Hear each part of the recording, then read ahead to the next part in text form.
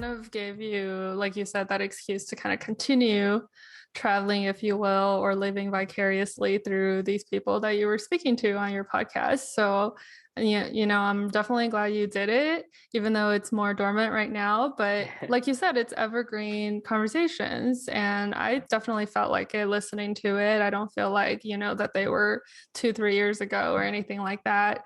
And like you said, you can always add to it in the future. It's always going to be there for you. So, any other new avenues or phases in your life, you can definitely, publish new blog posts or add to the podcast. And I know the last episode that I heard that you posted on it was about you doing this thing called Running Lake Michigan. So I'm ecstatic to hear more about that. I know you just, finished it a few months ago. If you can let us know what you were doing with that.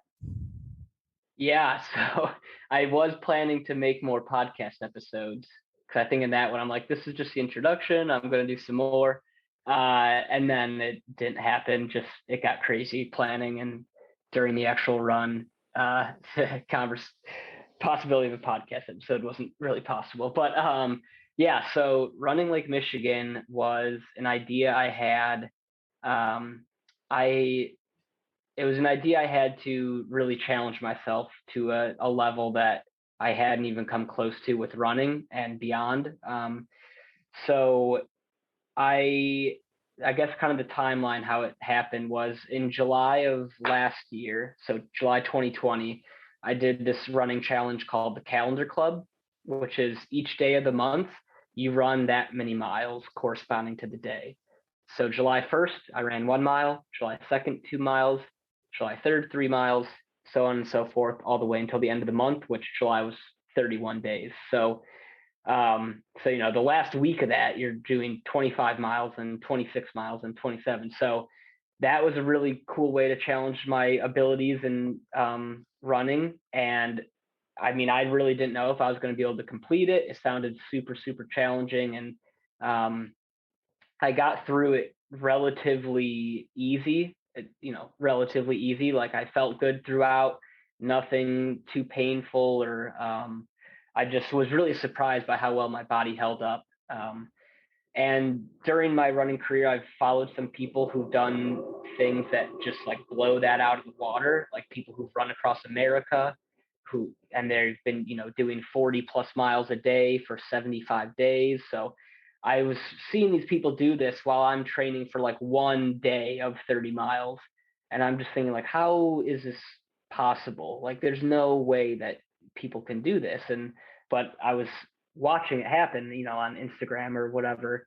And I was just so amazed by it and super intrigued by that possibility. So after doing the Calendar Club, that was sort of the first thing I've done where it had like those big back-to-back days, kind of continuous. So I started to think about, okay, well, maybe I'm at a place now with running where I could try to do something to a larger scale, maybe run across America. I don't know. And then in August, I was laid off from my job. So I'm like, okay, well, I've got some time right now. Maybe it's the perfect situation to try to go after one of these running things. So for whatever reason, I thought, I wonder if anyone's run around Lake Michigan. It's close to home. It wouldn't require as much of a time and resource commitment as running across America would. And there's only one other person that I could find who has done it before. So I kind of went with it and said, all right, I'm gonna make this my challenge. I'm gonna try to run around Lake Michigan, which the route that I took was 1,104 miles. And the only guy who's done it before did it in 40 days. So I'm like, okay, well, I got to try to do it in less than 40 days. Played around with the math and I decided that 36 days would be a good goal because it averaged to right about 31 miles a day, which is a 50K, which is like a common ultra distance. God. So started training. I mean, I really started training with the Calendar Club, but I just didn't know it yet. So hired a running coach in October of 2020. And I originally set out to start in the middle of winter. So I gave myself 3 months to train, but I had a minor injury and had to push it back to March. So trained all through winter in Chicago, which was quite interesting with the snow and negative degree wind chill and whatnot. And then on March 14th, I left Chicago on the Lakefront Trail, started heading north, and then worked my way around the whole lake in 36 days and got back to the same spot on April 18th. That is amazing. So you met your goal of exactly 36 days, which is 4 days less than the only other human known to man that have done this exact route. Mm-hmm. That is amazing. And I know you're just like blowing through these numbers like, oh yeah, 1,104 miles and 31 miles a day. And you're just really blowing through these numbers. But I really want to like pause and draw attention to what a big deal it is. Because we're just listening to like, oh, these numbers and, so many kilometers and miles a day. But it is a lot. That's a lot of miles to run every single day, nonstop. So, how many hours a day were you running? And like, what did a typical day look like as far as breaks and meal times and sleeping goes? Yeah, so the days were long, as you can imagine, but I would normally wake up around like 7:30 ish. And then we had an RV with us too. So the whole time I had an RV that myself and one other person who acted as the driver and like the sole support crew, helping me with meals and finding places to stop and finding places to stay overnight and all these other tasks that just were so much more than we thought. But so we'd wake up and I'd have a smoothie made from the night before with just a ton of good stuff and calories to kind of kickstart the day and get some energy. And then I usually try to be running by like 8:30. So give myself an hour to kind of wake up, get everything situated on smoothie down, whatever, and then get out the door and get going. So the RV was awesome to have because I just kind of played leapfrog with it all day. So in the morning, say, okay, here's a spot 4 miles up on the route. I'm going to start running and I'll meet you at that spot in 4 miles. So I meet them, use the bathroom, refill any water, get any more food, take a longer rest if I need to, and then keep going.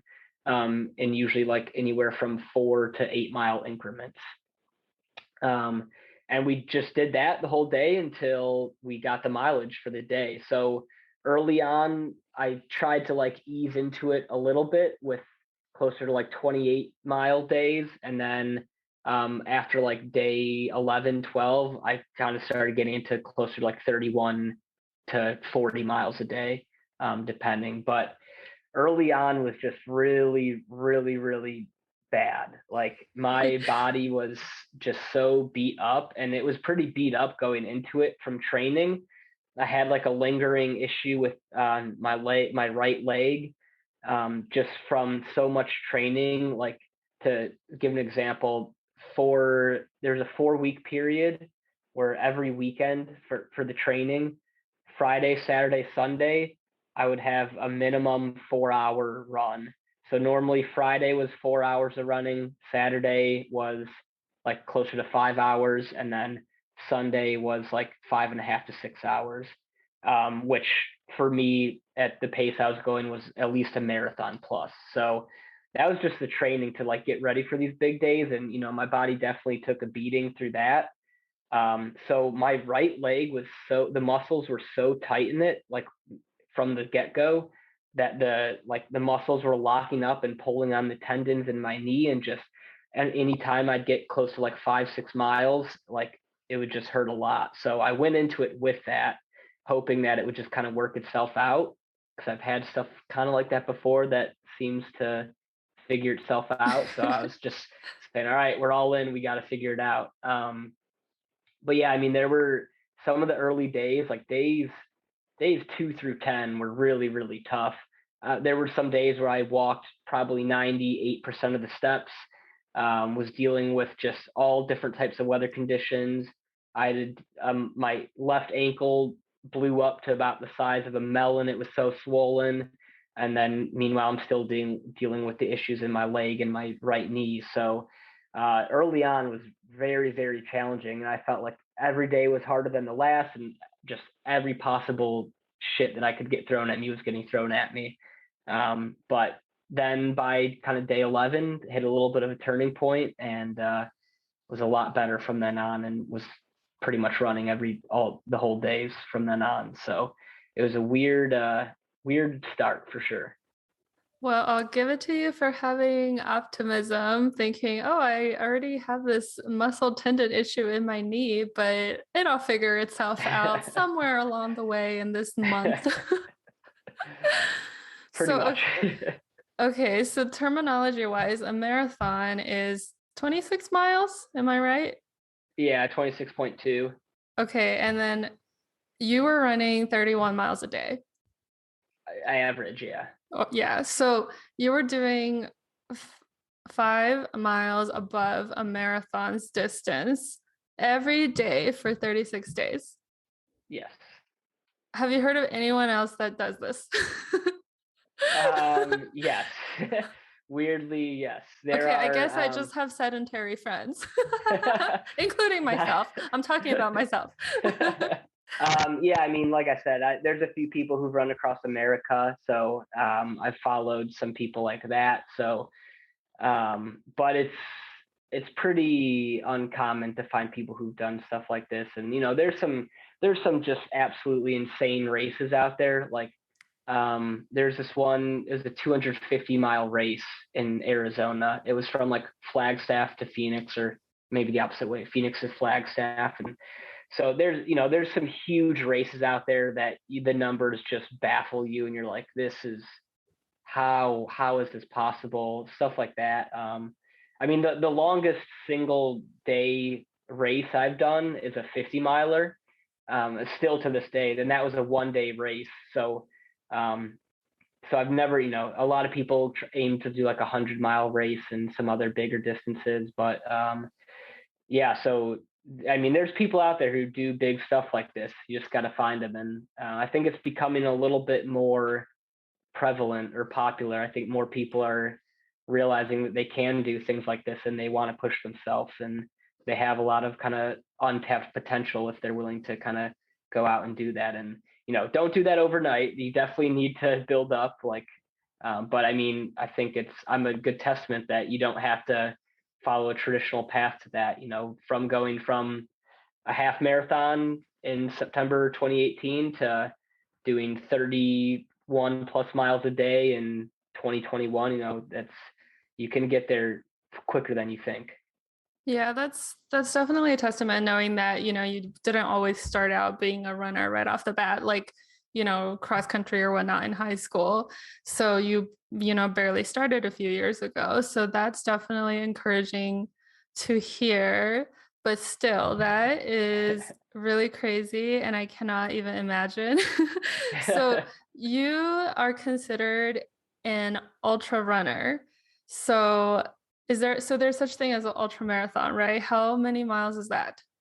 Yeah, so the ultra marathon is I mean, it's a good term, but it's super misleading too, because basically an ultra marathon is anything over a marathon.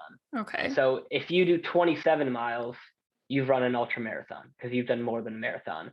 But also 250 miles is an ultra marathon. So it's a huge spectrum. It's just anything above a marathon. Okay. So a really common distance for someone looking to do their first ultra is a 50K, which is 31 miles. That's the first ultra I did. It's just a good way to kind of get into the world of ultra running, I guess. And that's a pretty popular distance. Okay, so if you want to be called an ultra runner, it means that you've done an ultra marathon. Yep, which again could be 27 miles. If you do a marathon, then run an extra 0.8, you've done an ultra marathon. So the term is, like I said, a little misleading, because there's ultra marathoners who have done a ton of 100-mile races or 200-mile races. And then there's ultra runners who only stick to 50Ks. So, Mm. it's not to undermine either or, they're both impressive in their own right and have their place, but it's just, yeah, it's all over the place. Okay. In that case, I probably do have some friends that are ultra runners and they didn't even realize it, because I know I've had friends that have done marathons There you or, go. above a marathon. Yeah. And you were raising money during the running Lake Michigan, weren't you, for Alzheimer's? Yep. So I was raising money for the Alzheimer's Association, um, because my grandma on my mom's side had like dementia and cognitive impairment and Alzheimer's type stuff for 13 years. Went from her first, like when she was first diagnosed, up until the end of her life, which was September of last year, so almost a year ago. So it kind of, like, I knew I was going to raise money for something with this endeavor. I did it initially to as a challenge to myself and to push myself, but knew I wanted to do something kind of beyond myself as well with it. So I didn't know what I was going to raise money for a while, but then it just kind of made perfect sense to raise money for Alzheimer's with my grandma's battle and seeing how it affected her and everyone in my family, and how we've come together for that. So it just kind of made perfect sense with the time and everything. Okay. How was that like? I know you had like a helper assistant that was with you, in the trailer. Yeah, the Trailer RV. RV. Yeah. Did they help with, the donation part, or were you more in charge of that? And then what were the results of you raising money for Alzheimer's? Yeah, so the donation part really took a life of its own. I started raising money in October when I announced I was going to do it. And at that point, it was just a Facebook fundraiser. And like, I didn't really have any contact with the Alzheimer's Association. I just said, I'm doing this.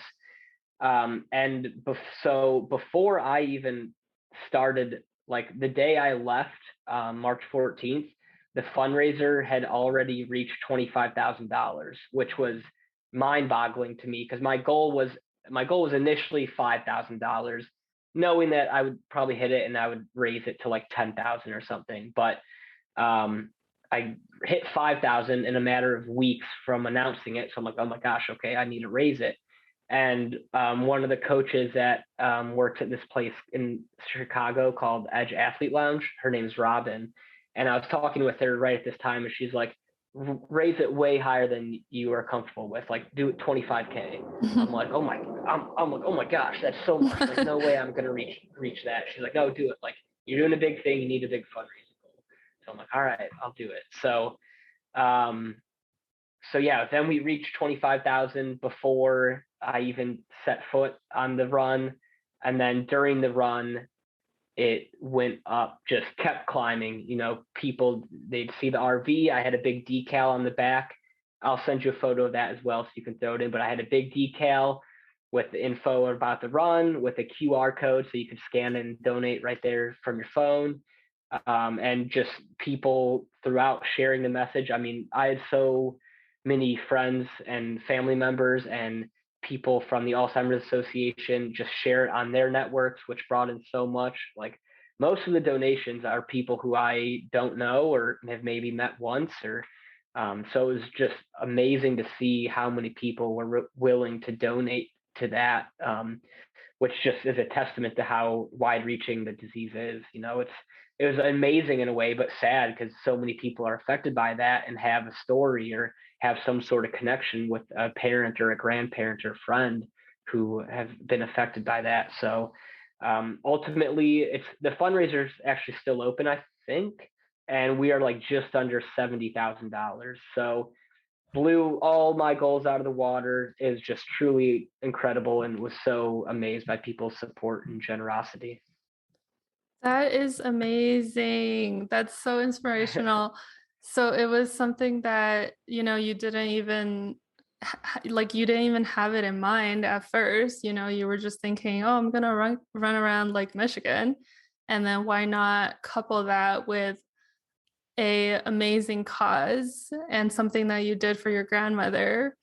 And that's just amazing. And, $70,000, that's just crazy. So congrats on doing that and having accomplished what you have done. It's like, we think about what are the things that we do in life that make us feel accomplished and make us feel like we made it. And this is definitely something that is out of the ordinary.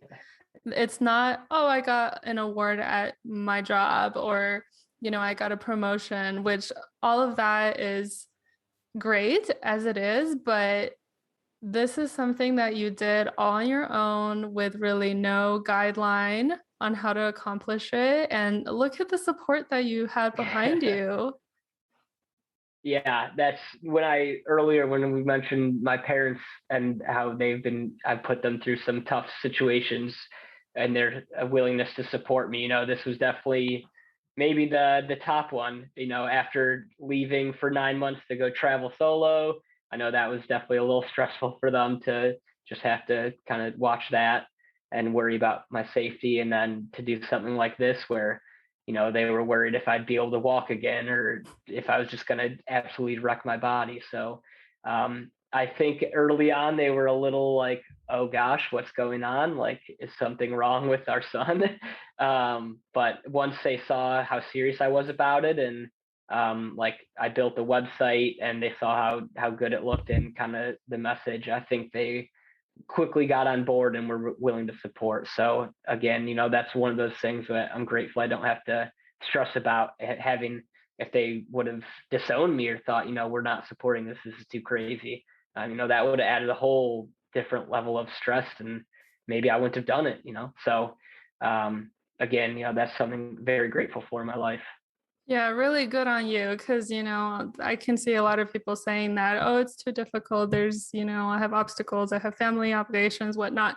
But, I commend you for having the courage and I guess audacity to just go beyond what people expect. And this is like really amazing. Like, this is like your legacy, you've done something really, truly unique. And that's just so selfless. And I'm sure these thousands of people that were part of this journey with you are super appreciative of it, and it really meant a lot to them. Thank you. Yeah, it's really cool to see the outcome of it and kind of look back and reflect on the whole experience. Thank you so much for sharing. I feel honored to have been a part of listening to you witnessing this amazing journey that you had. Just amazing. So to kind of wrap up the show, is there something that you are working on now that you would like to give a shout out to so that the listeners know where to find you after this? Yeah. So currently working. So with the Running Lake Michigan, I actually, like I said, I had one person with me at all times, acting as the driver and whatnot. But I had three different people throughout. So the first one was this guy named Riley, who's a filmmaker and actor out of New York City. The second one was kind of like a family friend connection. Her name is Patty. And then the last driver for the final 2 weeks was my dad. So Riley, the first driver, is helping me to create sort of like a mini documentary about the experience. So during the run, we got a lot of footage of obviously running and sort of the scenery we're in with a GoPro, some action shots. We did interviews in the RV like every other night, like me sitting down, talking about the day, answering Riley's questions and the experience and, where my mind is at and just things like that. So we're working on creating that like mini doc. It won't be super long, probably around 10 to 15 minutes, just to kind of give some better insight into the experience and what it was like. So we don't have a release date yet, but we're hoping for sometime this year, maybe late fall. So if you want to like learn more about that or kind of keep up to date, my Instagram is the main form of social media I use. It's just my name at Lee Thornquist. And yeah, I mean, I don't post that often. I have a very love-hate relationship with Instagram. currently it's deleted on my phone, but I'll have to re-download it, I'm sure. So yeah, but any announcements related to the documentary will go on there, and I'm sure I'll have some projects in the future with running and some challenges. So that will all be on the Instagram. That's amazing. I'll be looking out for the documentary on Netflix. Don't think it's going to Netflix. We have to make it a little longer for that. Hey, you never know. Minimalism got there. I don't even know what that is. Oh, it's a documentary. I think it's called Minimalism. It's the Little Things. I think that's what it's called. And they have like two now. They have like a sequel now, and it's like these guys that started, they got like a producer to record kind of their journey about converting to a minimalist lifestyle. I'm really surprised you don't know it. I feel like you're like, you would be like a spokesperson for like this type of lifestyle. Okay, well, check it out. It's on Netflix, and I don't think they intended it to be like a huge thing either. And then it turned into like, I think it's like an hour long documentary. And then they like went on tour and wrote a book, and it like turned into this huge thing. And now they have a sequel. I haven't watched the sequel yet, but that's just what I was thinking of. So you never know if you're going to get on Netflix and this is going to turn into this 2-hour long documentary. I mean, we've got footage to make it that long. So if anyone has a plug at Netflix, hit me up. Yeah, I'm looking forward to it. Don't leave anything out. Yeah, no, that's my goal. I don't want to, it's not to sugarcoat anything or like be like, oh, look at this. It's just, I want to show the raw footage and what it was like. Cause there were some very dark, tough moments and times where I'm like, there's no way. And so just to show that, cause I think that's what people really relate to and can kind of use in their own life to get through tough times and realize it'll get better. So yeah, that's what I like to see too, is like that raw honesty, unfiltered footage of your emotional state, the first 2 to 10 days where it was just everything was just crashing down on you. Yeah, we've got some good stuff with that. That's the interesting stuff, honestly. Like it was harder to do interviews towards the end because I didn't have much to say. It was just like, yeah, I'm feeling good. I'm feeling strong. Like it's kind of boring when things are going really well, which is so screwed up and why we like drama. But that's kind of the reality of something like that. The tough moments are the interesting ones. So, oh, the human condition. Exactly. And do you care to share the website for this documentary and your blog? Yeah. So runninglakemichigan.com is everything related to the run. And that's, I mean, the documentary will probably end up just being on YouTube. But it'll have links on the website and everything. And if you do want to check out the old travel blog or podcast, it's just edgeofcomfort.com. And the Edge of Comfort podcast is in Spotify, Apple Podcasts, things like that. But I know you said some of the episodes weren't loading or whatnot, but I don't know. I'll have to look into that to make sure it's still up, but it should be. So yeah, and it's still very relevant material. I feel like anything with traveling, it's always going to be relevant to the individual because not everyone has been to certain places that they can look at your blog and say, oh, I've never been to Cambodia. Let me look at what's good to eat there or, what hostel to stay at. So yeah, I really encourage everyone to check out Lee's blog and the amount of work that he's put into it thus far, which is just excellent content, and what he's going to put out in the future. And I'm sure we'll hear about you more, and someone get him on Netflix, please. Okay, so now this is the last segment of the show, which I think it's interesting to hook our listeners up with something that you recommend. So it's called the Hook You Up segment, and it's just something that has added some value or benefits to your life that you would like to share with people, kind of like how you didn't know the movie Minimalism and I just told you about it. So there's an Yeah. example. So go for it. Yeah. I think there's so many I could say. I think the main one I do want to shout out is this guy named Rich Roll. He his book is called Finding Ultra, and this was a book that I read like right when I just started running, and it totally like transformed the way I looked at running and the possibilities that people and maybe myself could attain. This guy was a hardcore alcoholic, was like 50 pounds overweight, just living an awful, awful life in what he described as awful. He ended up getting sober, but even after 5, 6 years of sobriety, he was still super overweight, eating like shit, feeling awful, was not an athlete at all. He'd previously been a swimmer at Stanford, but was just super overweight and out of shape and had trouble walking upstairs.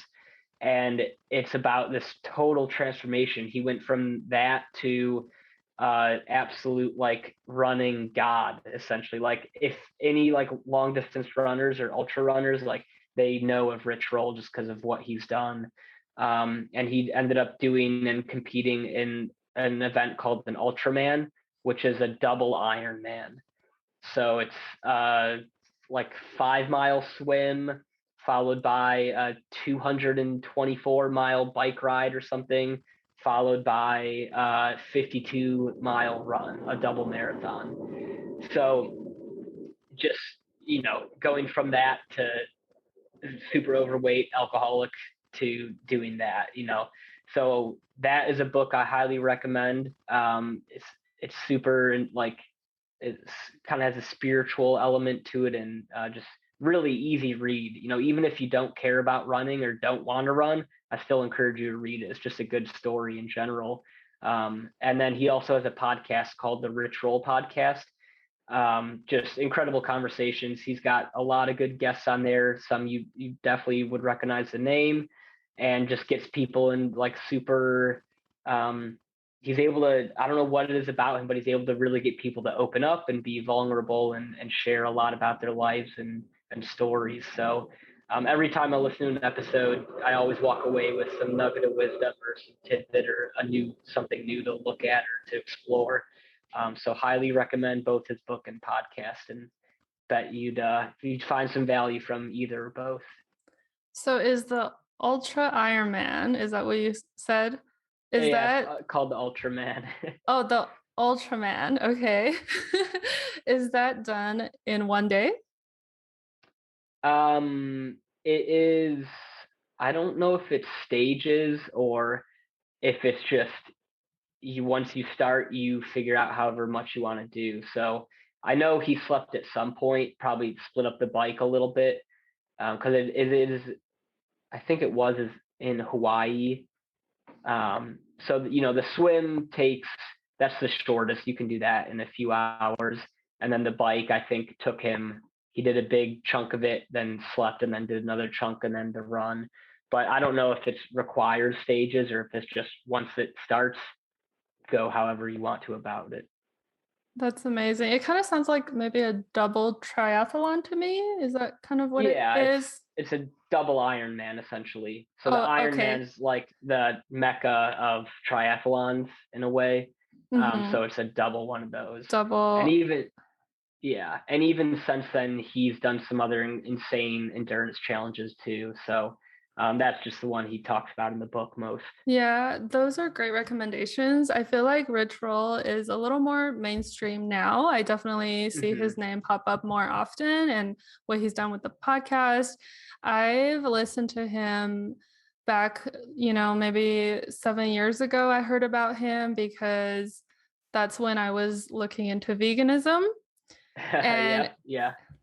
yep, he's a big avid speaker of veganism. And that's Hmm. when I learned about him. And, he was one of the first people to talk about how to fuel your body being an ultra athlete, and he made it just sound so easy. He's like, oh yeah, I love eating medjool dates. Like I always have medjool dates in my pocket when I'm running. And I'm like, is this guy for real? Like it's that easy? He just made it sound like anyone can be vegan, and especially attaining this high level of athleticism, and he wasn't even fazed by it. So I definitely heard a lot more from him during that period of my life when I was looking into, health and veganism, and that arena. Can you really be vegan and be, not just healthy, but be an optimal athlete in your prime? So I haven't listened to him recently, but is he still vegan? Oh yeah. I assume he And is. yeah, and I've been vegan for the last 2 years now. So I did all these runs on a vegan diet, running Lake Michigan, all vegan, 50-mile run, vegan diet. All my ultras have been on vegan diet. So it's possible, and I've felt good. And it started as a month experiment. I said I'm going to do it for 1 month, see if I can do it, see how I feel. And now it's 2 years later. So Oh my gosh. Okay, we have to talk about this. Like we'll have our own like rich roll version of like Lee ultra runner vegan diet. Go. Like we have to talk about this. See, this is proof to everyone that when you're vegan, that's not the first thing you bring up in conversation. Because you see all these memes that's like, how do you know when a vegan walks into a bar? Because they tell you immediately. You see, like Leah and I have been talking for 2 hours, and even before this, we've talked on the phone, and neither of us knew that we were both vegan. There we go. So that is not the first thing that we bring up, okay? That's not the first thing we talk about. But now that we know, we're totally geeking out about it. Oh yeah. I feel so much more closer to you now. It is a good, like, it's grown in popularity. I think more people are willing to at least try it out. And my whole thing is like, I'm never going to push it on anyone, but if someone's interested in it or wants to learn about it, I'll talk about it for as long as they want to. I found food is like religion to people. So just, if, again, I plan to do it for 1 month and just to see if I could and how it would feel. And now it's 2 years later. So, and I don't know if it will be forever, but it's working well for me so far. And I don't see any reason to go back anytime soon. So yeah. So, while we're talking about this, if you guys want to tweet us with questions, just do hashtag MFMP pod and ask any questions for Lee to come on in the future, like specifics about his diet, maybe like changes that he's felt in his body or running prior to being vegan and after. And it doesn't have to be just about that, but just like future questions that we can talk about. Just send me a tweet and we can, have those ideas for the future. I would love to hear what everyone else is wondering also, other than just what I want to listen to. Yeah, that'd be awesome. Amazing. Well, thank you so much. You are a wealth of knowledge and life experiences at I'm guessing like mid-20s. So you're like doing amazing already, and just an inspiration for anyone that loves adventure and wants to get out of their comfort zone and get out of their edge of comfort, if you will. Perfect. Yep. That's why I named it that. All right. Well, thank you so much. This is the end of our conversation, but I feel like we're going to hear a lot more from you pretty soon. Sounds good. Thank you so much for having me on. Bye. I hope you enjoyed this episode. If you like the podcast, I would love it if you can leave me a 5-star review on iTunes.